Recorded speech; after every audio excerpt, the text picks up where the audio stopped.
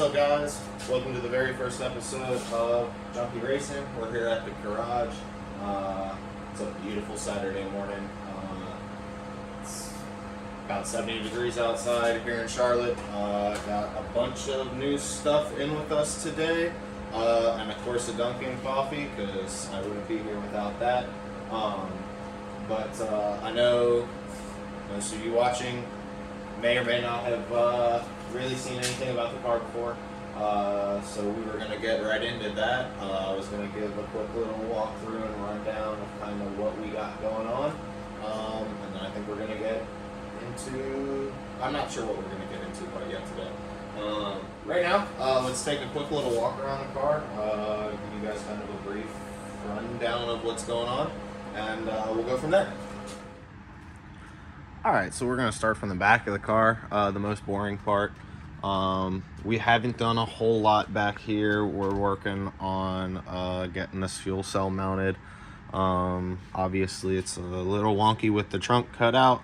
We're just testing some fitment for fuel lines and whatnot, because we're definitely going to need a lot more. We only started with 15 feet and we're going to need at least 15 more. So add that to the list. But we're planning to just run some support bars across here for now. Eventually this car is going to get solid axle swapped, so we're going to end up having to move it, and that is going to be interesting. I'm not sure what we're going to do with it there, because I know a lot more of this is going to have to get cut out, but that's a problem for the future. We'll go let's go around here. Moving inside the car, it's a tin can, which is ultimately all that I wanted it to be.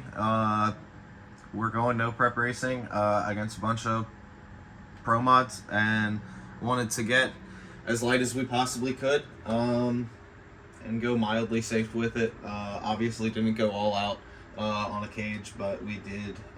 This is a Mike Thomas Fab 10-point cage with an added dash bar. We've got a Motion Raceworks steering column and steering wheel, FuelTech 550. It's also a Motion Raceworks FuelTech mount. Her shifter, cheap fucking shifter cable, nothing crazy there. There's a whole lot of like back and forth on what parts are worth a shit on this car and what parts are not. I feel like as we go through this, we're gonna find that a lot more of them are not really worth anything, but we'll get there. Fat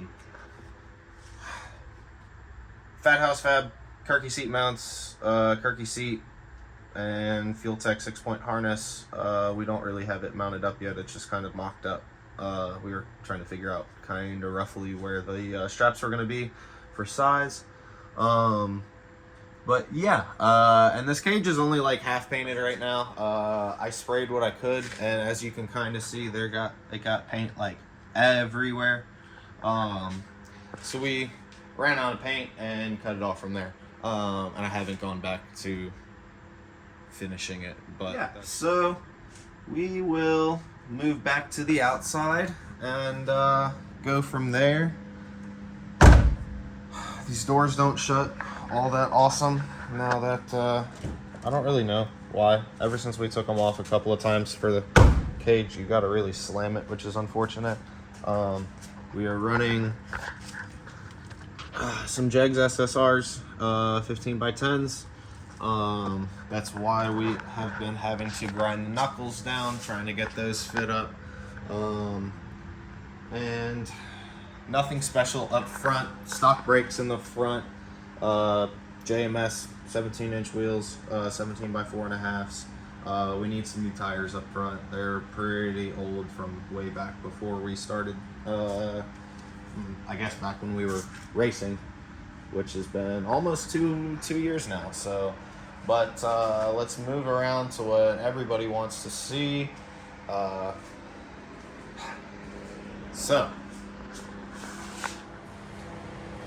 Alright, so it's a junkyard truck mode. I actually know nothing about it. Paid $500 for a complete motor. It turns over fine. We tore it apart. There's no cylinder damage. Scrape the tops of the pistons, clean them up a little bit, and put some fresh new heads in it, new cam, new studs, and yeah, we're gonna send it. And ultimately, all this is, we wanted to not put a $5,000 or $6,000 or more motor into the car right off the bat and then have it blow up, because I have no fucking idea what I'm doing tuning wise. So yeah, just cost effective. We'll blow this up at 900 horsepower and put another one in. But we're probably going to fight, traction issues, getting the car set up, all those obvious things, a lot earlier than this will get us started somewhere. And once it lets go, if we're really able to get after it, we'll put something nicer in it. But right now, we're just planning to kind of go through junkyard 5.3s until we get this thing really working. And it's got a VS80 turbo on it. This is going to be a completely dry motor. It'll be on methanol. It's not filled. I know people are going to lose their minds on that. It's not filled, but I don't care what anybody says. You can absolutely run it dry. It's not going to be a problem. It'll be a problem when it becomes a problem, but for $500 motors, I don't care. So, yeah. There's nothing really special about it. We got atomizer 500s for injectors. We're running a Fuel Tech Beacon Hill Pro because obviously long impedance injectors, we can't just run all stock ECU. Well, not stock ECU, but we need a proper injector driver for that. Flowtech turbo headers. All of this is custom piping that I did myself, but kind of pieced together one by one, and then took measurements and ordered as needed. It's a very odd setup, and it's kind of tight in there. We can take a quick little walkthrough just to get a little bit closer up. It's I really do like the front view of this car with the turbo in the front. Cut the grill out. We'll put a turbo guard on it. But it's really nothing special. Up top here is not finished, obviously. There's a whole lot just mocked up right now as we've been piecing this together, but we're finally getting towards the end of it. And yeah, running stock coils. These are some fresh 243 heads that I bought from somebody down here. It's got pack 12-18 springs and upgraded retainers and a couple other things in it. They were resurfaced and they're really nice actually. And dude was really cool. So shout out to I think it was Eric who I got those heads from for hooking me up on those. I may end up buying a motor from him down the road. Real cool dude. But one thing that is very odd on this that I'm not sure exactly what we're going to do with is this. We're currently sitting on the stock steering rack, which I'm not worried about terribly, but I would like to ditch it because if we're not going to have power steering, I'd rather get something lightweight in there. But this is a China manifold.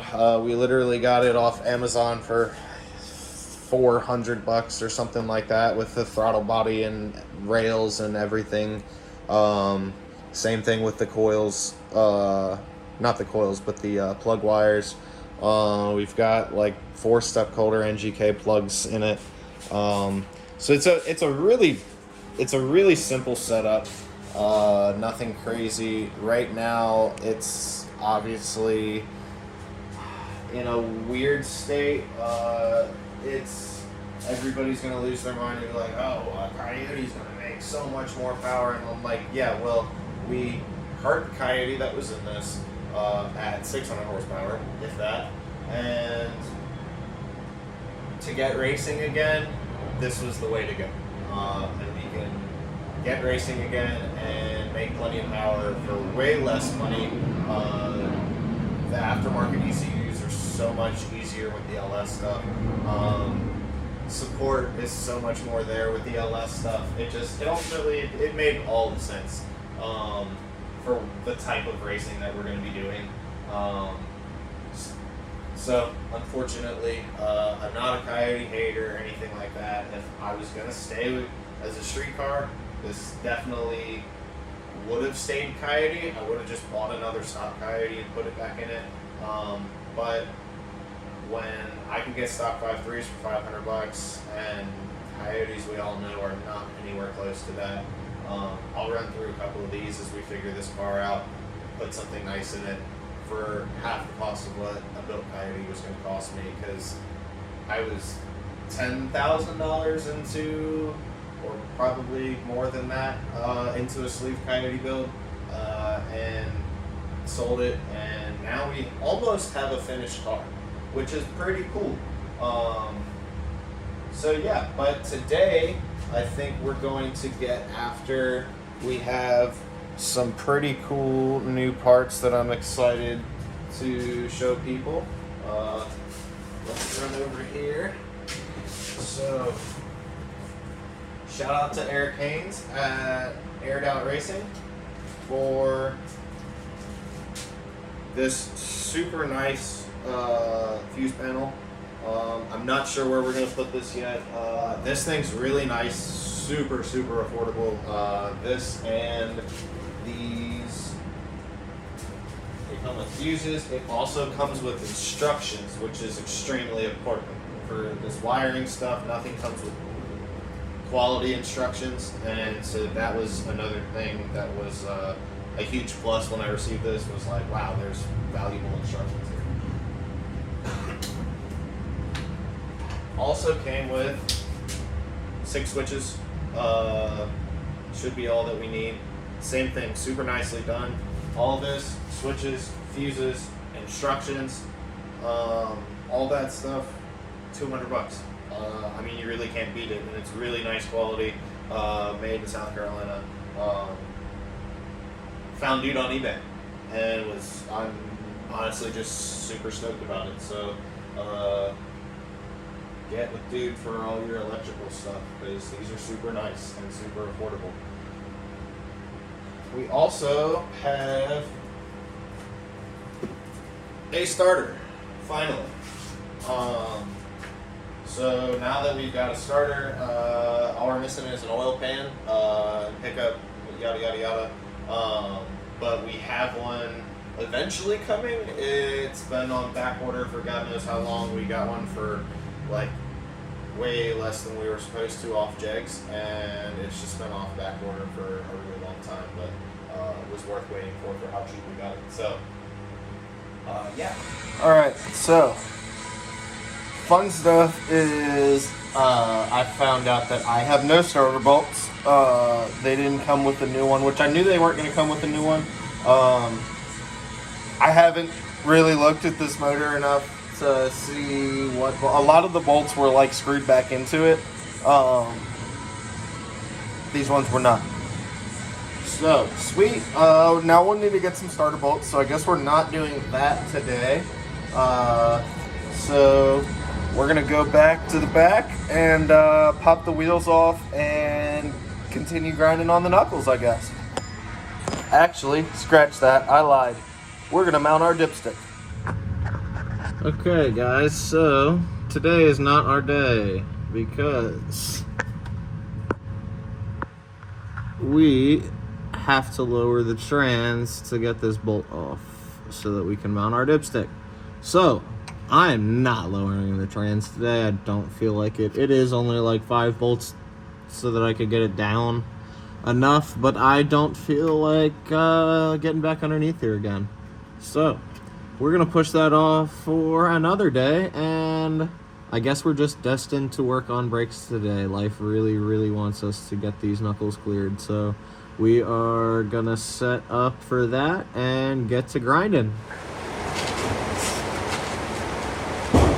2 rules when working with power tools. Always wear safety glasses, always wear flip-flops. Let's get it.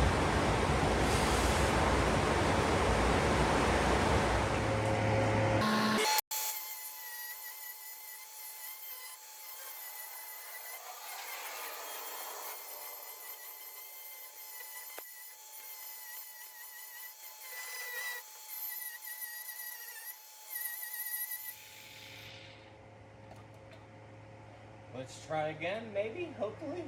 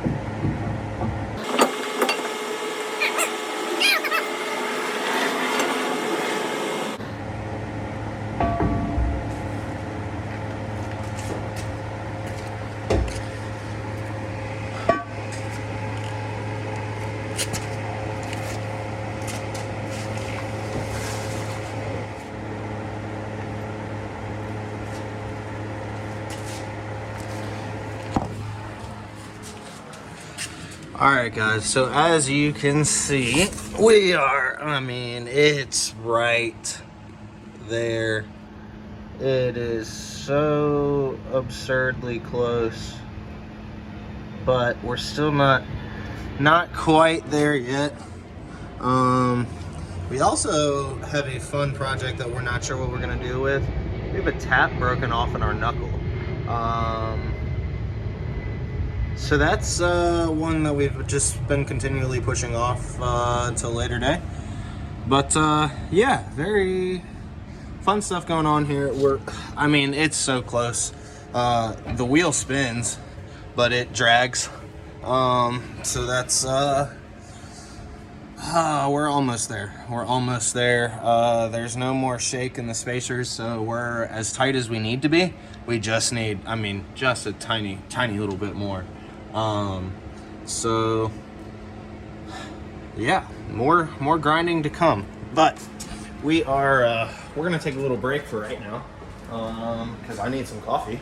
So we're gonna take a little break and maybe mess with this stuff a little bit. I think we're gonna try to find somewhere to mount this stuff potentially, and go from there. All right, so right off the bat, we found exactly where we're gonna put this fuse panel. One decent thing I've actually found about this car that I like. We are definitely mounting right here. This is like, it was meant to be like that. So we're definitely doing that. It'll be perfect, easy wiring from the ECU. And I'm thinking we're probably gonna build some sort of a roll bar mount and do the switches, up here somewhere, if I could get a hold on them. I'm thinking something like that, so that they're easy access. I really don't like, I don't want to cut anything out down here, so that they can, the wires can go through the back. I think I really like that. I could probably zip tie it up there if I really wanted to, but we're not actually going to do that. But that's how simple it feels. So we're probably going to do the switches up there like that, but we're definitely doing that. I'm a huge fan of this right here, so we're gonna leave that. We need to get a battery in this thing as well. We've got wiring going off to... Whew, let me get back out here. Whew, it's hot in that thing all the time, like all the time. We've got wiring going off to Justin Davis this week. He's going to build me a Super Gangster harness for this thing. And then as soon as we get that back from him, we're going to start plugging everything up. And hopefully maybe by then we'll have a battery, maybe not. But we need a drive shaft for this thing. I still need to get a Peek and Hold Pro. We've got the harness for it, but don't have the Peek and Hold yet. Wasn't really worried about it because we can just get it last minute and plug it up. But yeah, we need to get some more fuel line. Need to get our stuff done in the trunk. Finish mounting the fuel cell. Run our fuel lines. We need a fuel pump. I believe we're gonna be putting this on a MagnaFuel 750. I'm pretty sure we're gonna run a MagnaFuel on this. I don't think we're gonna go mechanical yet. Until we eliminate the stock steering rack, it's hard to get stuff below the motor. I'm really not even sure how the oil pan's gonna fit. That may actually be once that finally comes in, that may be what forces us to bite the bullet and put a Flaming River rack in it. Always wanted to, just haven't gotten around to it yet. So yeah, that is where we're at with this thing right now. Our brakes, not our brakes, but our wheels almost fit. We've got some really, really nice strange brakes for this thing. I'm really excited to get those put on. I've mocked them up already, but yeah, these things are super, super nice. Shout out to Coyote Direct for the huge deal on these. I got these and TBM brake lines for them for $950, something like that. So huge shout out to them for hooking me up on those.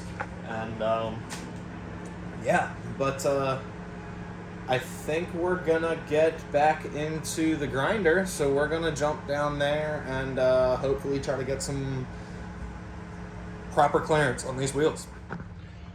Alright guys, so we are almost there. I know I keep saying that. We're almost there. It's so close in there. It's getting a little hot in here, so I think we're gonna call it quits for the day. But this thing is pretty much done. Next visit, we'll definitely get this finished up, get the brakes put back on, and maybe we'll get that tap out of there too. That'd be pretty awesome. But I think we're going to call it quits for the day. I really do thank you guys so much for sticking with me on this. Hopefully we're going to just keep getting better and better from here. I'm sure you guys can tell I've been a little nervous today, but you know, everything gets better with time. So, we're going to keep on getting into this thing. I'm going to keep documenting all of it. Thank you guys for watching, and join us next time here at JunkyRacing.